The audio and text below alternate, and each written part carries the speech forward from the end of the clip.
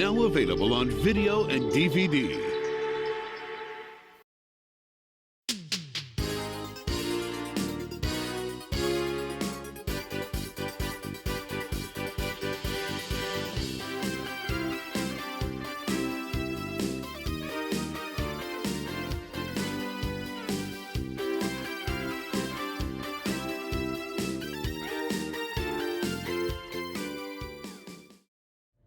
Hello everybody, welcome back to North Central Railroad. Hope y'all doing good today. Now, I just saw with that really cool, wacky, tacky intro, I have decided to do a remastered of all my older, not all my older videos, but I'm going to do a remaster series on this channel, resurrecting 8 engines, count them at 8, for all new, highly detailed, at least in my opinion, highly detailed reviews and running sessions of these glorious trains of mine. So for installment number uno, we are going to be looking at the K-Line Fairbanks Morse 3-rail O-scale train masters from K-Line.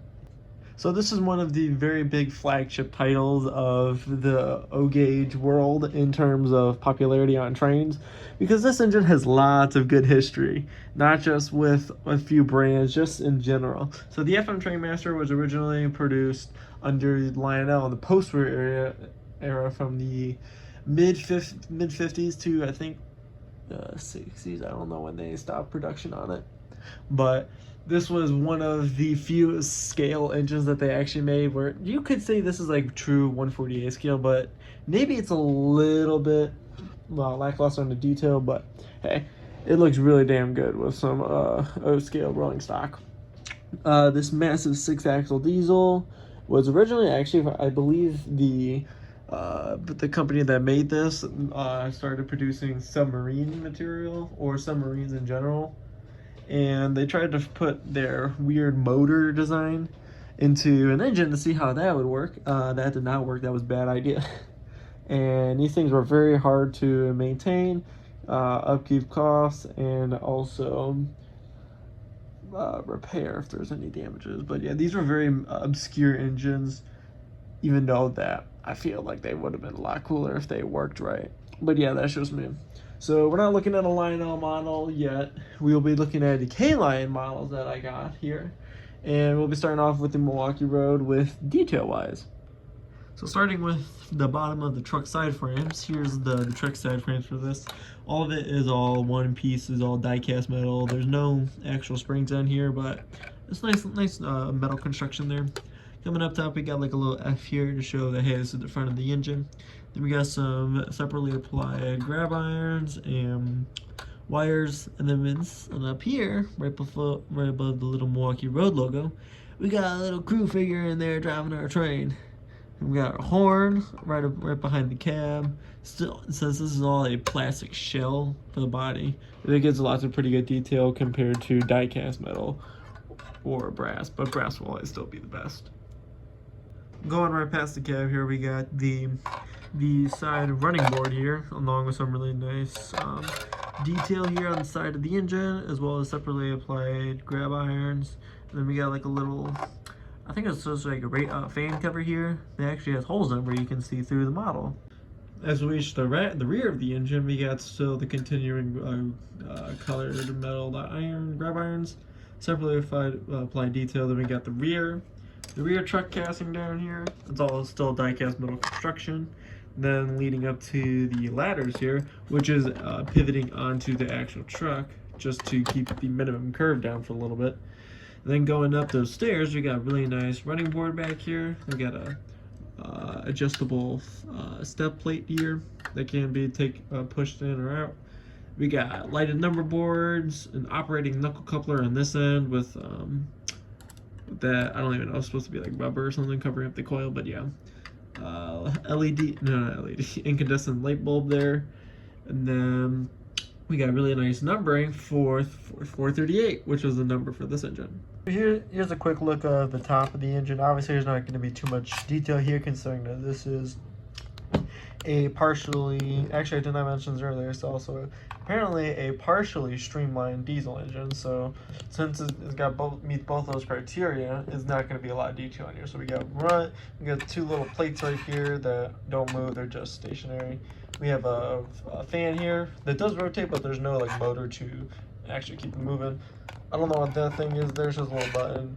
You got a smokestack here, and it's only one smokestack that goes to two outputs in the plastic shell that you can fill with smoke fluid. Then we have 4 radiator fans in the back here to keep the engine moving. Here's a look on the front of the engine. We got the same thing as the rear. We have a light here, a little lens for it, lighted number boards, an operating knuckle coupler, more painted grab irons, removable drop plate, so up and down.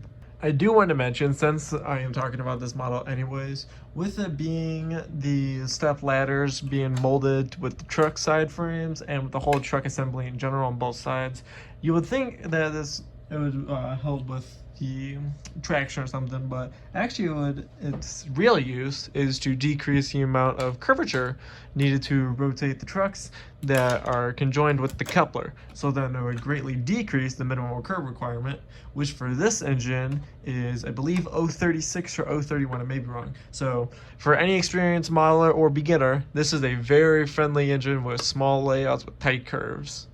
I do want to mention, since we're talking about this engine, there are 3 ways you can operate it. One is by using the Lionel Legacy command base here, as that will give you access to all of the features on this engine. You could also use Lionel's classic TMCC engine or system, which will still give you the same amount of features as the Legacy does, but the Legacy is only shown just so you can run the the TMCC engines off of the Legacy controller and the base. Or you could run this engine conventionally with just a transformer that I found from a crackhead off the side of the street for free. So when this engine operates, there really isn't too many features or functions that this has, because it was mainly used for TMCC, not for Legacy. So you're not going to get the crazy, kinematic couplers on here, dual speakers on this, rail sound sequence control. This is going to be a very basic command control TMCC model here, and this was pretty much what was made, because K-Line is a little bit more was before they got bought up on Lionel because of a copyright infringement on one of their sets. This was mainly used to be low budget but high quality bulletproof trains that either were brand new models or new tooling at the time, or just recycled post-war assets. So for this demonstration, I'll be using the Lionel Legacy control system to run this engine, which we will start up right now.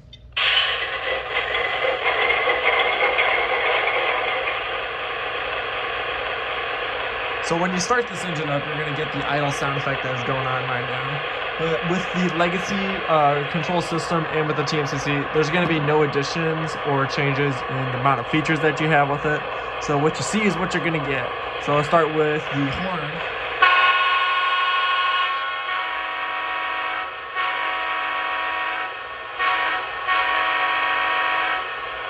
Since this is an older TMCC model, the horn's sound effect will change once it is increasing in speed.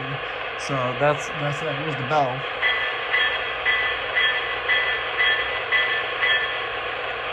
Here is the crew talk sound effect. And since this is an older model, there isn't really going to be any real crew talk like there are on Legacy or really late Rail Sounds 5 TMCC engines. So that's all you're going to get. So here is the tower comm.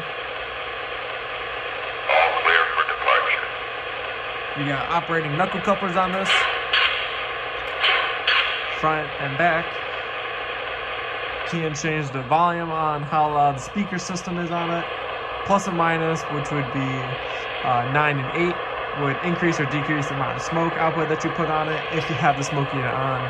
R down here resets the engine, and this red circle or 5 on the TMCC engine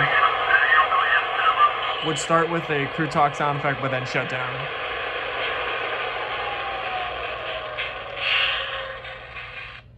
I do want to make a quick disclaimer. If you do purchase any K-Line Trainmaster, if you want to get this specific model, the only difference that is going to be from different road name to road number, the paint scheme is the entire shell. Everything on the inside is exactly the same. The exact same smoking, the exact same sound set, the exact same horn, bell, crew talk, and tower comm. Because these engines were very simplistic when they came out. There wasn't really too much fidelity that you can get out of it. But since this is a K-Line model, there were several road names and road number that you get them in. So you have the basic Milwaukee Road one here. I'll roll out another one just to show.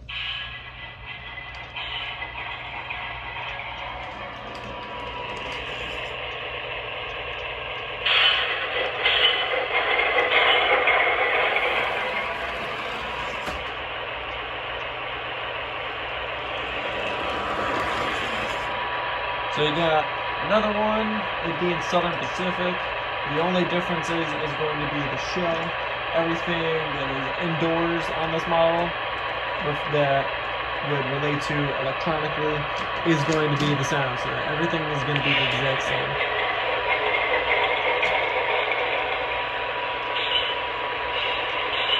And then we got another engine here. It being in a Pennsylvania paint scheme. The only difference is that shell. That's it. So since we got all the 3 Trainmasters here set up in a line of configured repetition or whatever, I'm going to do a quick demonstration for creating lash ups with the Legacy remote. Because I did have a lot of people question me like, hey, how do you make a lash up out of Legacy remote? I am here to the rescue. So for this, you're going to want to get your Legacy remote, obviously. We're gonna go to the train button here that's right next to the engine by tapping this button here. Don't mind that, that was from an earlier lash up I had. Then you're going to want to click the info button, then build. Once you do build, you're going to see your engine roster selected here. Once you got that, you're going to want to start inputting your IDs from the engine, i.e. starting with the first one, so we're going to do 87. Fun fact, this engine is programmed to be in reverse because the forward is actually in the other direction. So it's a little bit different. So we'll have to follow in recession with the other 2 engines. When you click add, then we're gonna have to change the direction of them so nothing bad would happen. And then for the third one, we're gonna do 38 because that's an idea I have for a direction. And then set. This will start cueing the chimes for the engine where it says programming trains. We get all the sound effects starting up. Starting from the back.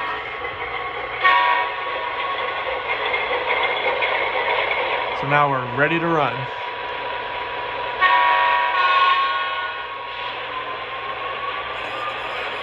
So that's how you do it. Alright, so for this run session, we're going to be doing 2 things. We're going to be running single engine, the Pennsylvania, on the outer loop, pulling a fleet of O-scale passenger cars. And then we got an inner loop. We have a lash up with the Milwaukee Road leading the Southern Pacific and a more traditional style freight service. And this goes to show it doesn't matter if you need to have scale rolling stock or traditional O gauge. You can run this engine whatever you want. Lionel in the 50s, Mr. Josh Cowan thought, oh, this engine will run great with whatever we got. And it shows because this engine looks amazing with scale and traditional or just O gauge scaled rolling stock or passenger cars. You don't have to worry about it doing which way or whatever. You don't have to worry about the TCA or the NMRA knocking at your door SWAT style. Wonder why are you running these engines without true scale cars? And it's just not the end of the world. So you can run this engine whatever you want behind it. Since this is a two twin can diesel engine here, you're gonna get a lot of traction here with I believe it's 4 traction tires in each engine, 2 can motors. You're gonna be pulling pretty much a lot of stuff, especially when you're lashing up with another one. So let's start off the run session by pulling out the passenger service and then the freight.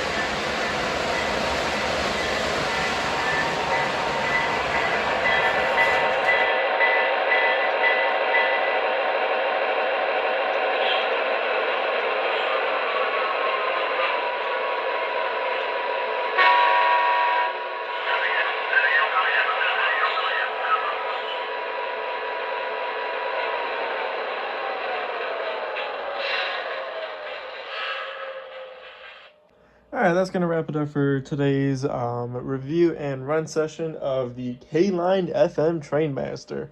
Now, these engines are really nice. I highly recommend them to anyone because, at least in my opinion, I think they're really good affordable ways to get into Trainmasters or into big scale diesel engines rather than going through Lionel and paying $600 to $700 for one of their new modern products, or getting one for $100 but with no command control.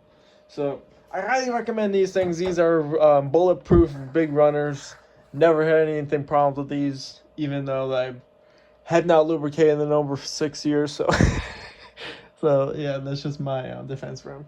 Now, for pricing wise, I haven't found any good definitions or bases to go off of pricing on how much these are. I personally paid about $200 for each, except the Milwaukee Road one, which someone said was rare or something. I paid about $300 for it. I mean, I don't see someone paying over $350 for one of these. Not saying it's bad. It's kind of like with the Menards F7 or F9 diesels that they made, where it's okay to have it at the $185 or $200 price tag. I think it's a little too high for $200, at least on my end. I would not pay more than $200 though.